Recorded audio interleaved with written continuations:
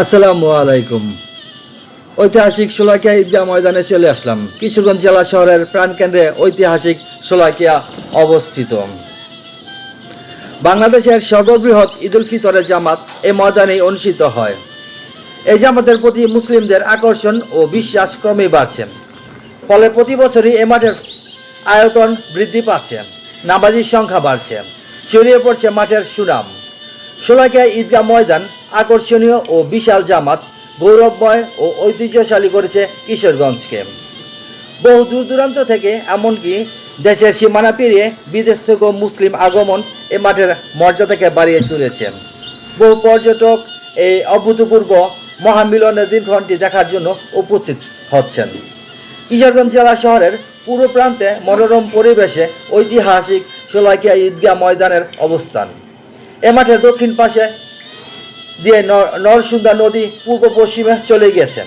বর্তমানে ঈদগাহটির চারিদিকে অনুচ্চ প্রাচীরে ঘেরা।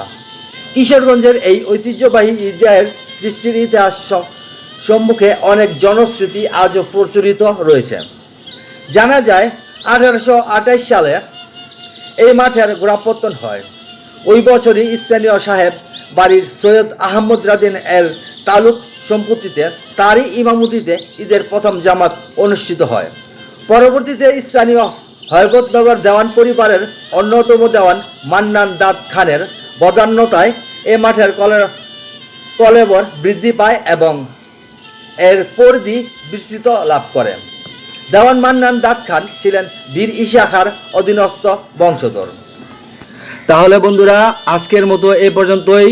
সবাই ভালো থাকবেন, সুস্থ থাকবেন এ আশা ব্যক্ত করে আজকের মতো এখানে বিদায় নিচ্ছি। আবার দেখা হবে আগামী কোনো ভিডিওতে বা আগামী কোনো নতুন একটা স্থানে, নতুন কোনো জায়গায়। তো ভালো থাকবেন সবাই, সুস্থ থাকবেন। আল্লাহ হাফেজ।